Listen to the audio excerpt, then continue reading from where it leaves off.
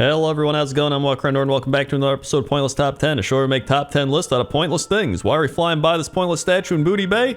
Because inside pointless things are treasure. Let's begin. 10. Number 10 is this really cool hidden waterfall spot. There's like 3 waterfalls, or it might just be 1 and then it branches off into 3, I'm not sure. But, there's some cool trees. It's like hidden in this little enclosed area. It's not even just the waterfalls, it's more like this little area in general that I really enjoyed. But it's nothing like crazy, you know what I mean? So I was just like, you know what, this is a good number 10. Honestly, I think this would still make my pointless top 10 waterfalls list. So, I mean, that's pretty good. The thing is, like, I went back and watched pointless top 10 waterfalls, which I made in 2015. It was like 7.5 years ago. It's like night, dude. If you listen to that video compared to this one, I'm like, hello everyone. Welcome to pointless top 10 waterfalls. Like I was in a dream state. I don't know. All right, you know what? I'm actually going to play you a clip from it. Here's a clip. Specific waterfall, it would be this one where the 2 waterfalls are combining their stream to make one flowing water. Although it... All right, that's enough. You see what I mean? I don't know. Either way, this is number 10. 9. Number 9 is a cat. That's right. It's literally just a cat. There's nothing special about it. There's nothing crazy. But he is the only cat that I found in this entire zone. There may be like wild animal cats, but in terms of actual just house cats, this is the only one I can find. There's a bunch of dogs all over, but in terms of cats, this is the only one. And so I was like, wow, this is the only cat, and it's just sleeping on a crate in a random hut. And I was like, this is random, this is pointless, this is perfect. So I had to put the cat on the list. Also, it's sleeping next to this pot of, I guess that might actually be stew. Because, funny fact, well, it's not actually that funny, but after I did my Azure Span Pointless Top 10 and the Stew Brewer was in that, Blizzard has now changed him to the the Master of Soup. So I like to think that I actually impacted that with my knowledge of soup versus stew. So I believe that over there, I think that is stew because the ingredients aren't actually submerged in the liquid. But then again, maybe it's not. I don't know. That's number 9. 8. Number 8 are the Dragon Hot Springs, and these are actually really cool. There's a thunderstorm going on in the background. There's really cool waterfalls. There's these crazy rocks. Like, look at those rocks up there. This is such a weird location because there's so many things going on. You know what I mean? And then with that turtle. What are you doing back there, turtle? Then there's the dragon toads that I've mentioned. I think in every pointless top 10, so I didn't want to mention them again, but they are here at the Dragon Hot Springs, so maybe they're just having a good time. But I mean, look at this one. He's taking a bath. But I was actually curious, what even is a hot spring? That's like something I hear all the time, like, oh, we're in the hot spring. There's like Winter Spring, right? That's hot springs over in Winter Spring. Oh, he just caught a bug.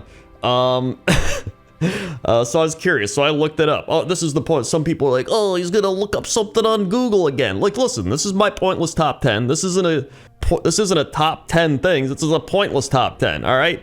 It's supposed to be pointless. It's supposed to be sporadic. It's supposed to be random. I can't even talk right now.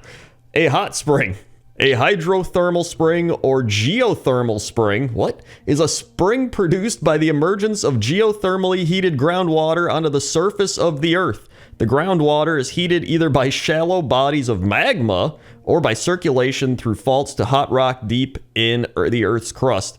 In either case, the ultimate source of the heat is radioactive decay of naturally occurring radioactive elements in the Earth's mantle, the layer beneath the crust.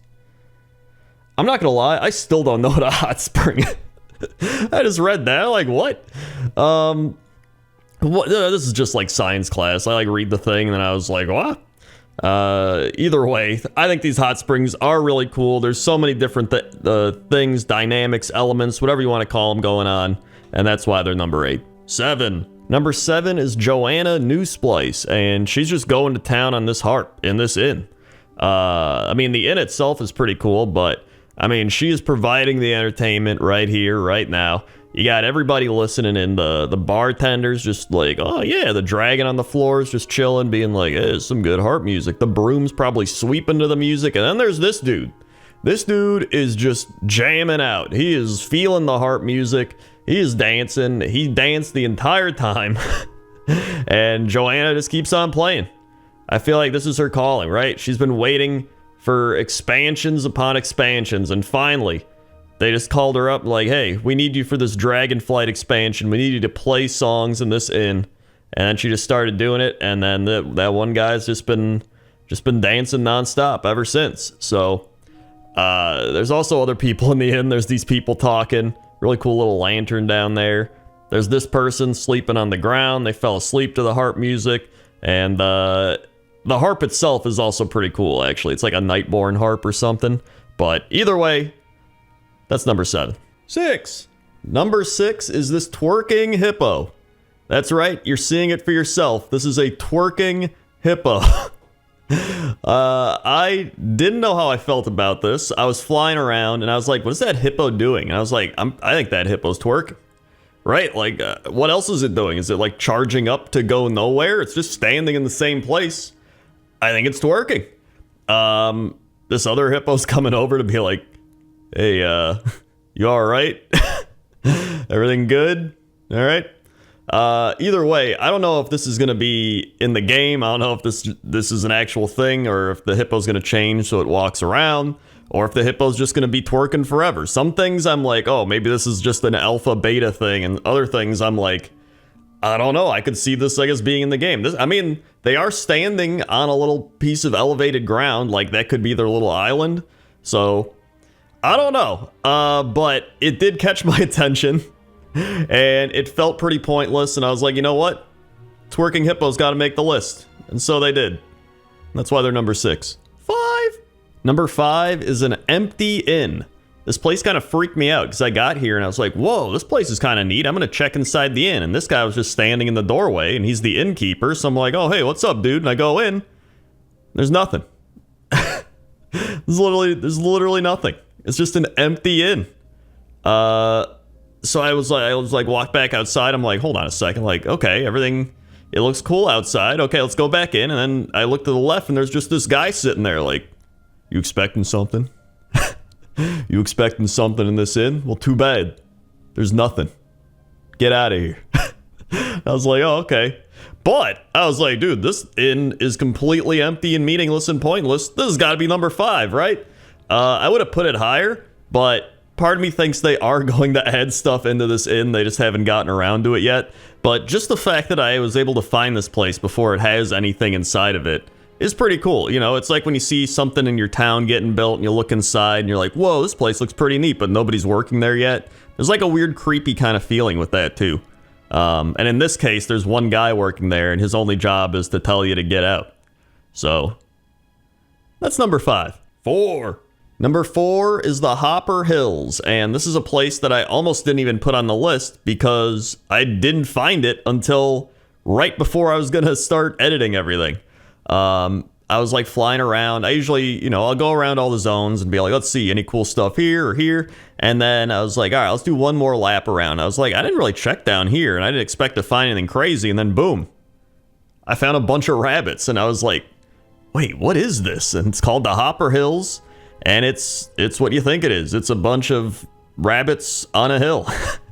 But it's actually a really pretty area. It's like a bunch of green everywhere. The sun's coming down nicely. There's some cool trees. It's right by the water. There's like a cool tower thing in the background and just a bunch of rabbits hopping around. So I'm curious to see what quests will be involved in the Hopper Hills.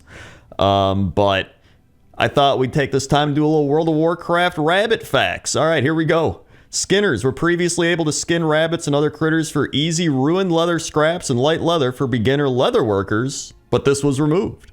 Jackrabbits are mentioned in both the Green Hills of Stranglethorn and the non-canon RPG book Lands of Conflict. Bunnies are mentioned in the Fluffy Bunny, a fairy tale by Geppetto Joybuzz. Bunnies was also the name of a race of humanoid rabbits that lived on Bunny Island in Warcraft 3, a Warcraft 3 bonus map, though it is unlikely that the bunny in the Fluffy Bunny is meant to have been one of the humanoid buddies. And finally, the vermin are a race of rabbit-like humanoids. Wait, the vermin? I thought they were like rats. I thought they were like rat humanoid things. Yeah, they look more like rat humanoids. Here, I'm gonna put one up on the screen. It looks more like a rat. Don't you think? It's kind of like a rat rabbit, I guess. I don't know. I guess they are obsessed with carrots and vegetables and turnips and stuff, but still, it's like the, you know, take carrot, right? It's still, I don't know. Let me know what you think. Is the vermin a rabbit or a rat-like thing? I still think it's like a rat-rabbit. I don't think it's... This is bothering me more than it should. This is number 4. 3. Number 3 are the grass mammoths, and I think these might be my favorite new creature in the entire expansion. I just love the fact that they're these big mammoths roaming around the plains, and they just have like grass and rocks and moss or whatever growing on their backs. It's... I think it's really cool. It's actually one of the first things I noticed when they showed the first Dragonflight trailers. They were going over all the zones and everything, and I was like, wait, is that a grass mammoth? And now that I've actually been able to see them up close, I think they're even cooler. Like, if I'm a hunter, I'm definitely getting a grass mammoth pet. 100%. No doubter. I hope we can get grass mammoth mounts, because that would be fantastic. Although I think they have showed off some mounts, and I haven't seen any grass mammoths. Although maybe I haven't looked hard enough, but I would love a grass mammoth mount. They got little grass mammoth babies, so I would imagine those are also going to be pets. But I love these grass mammoths. I think they're really cool.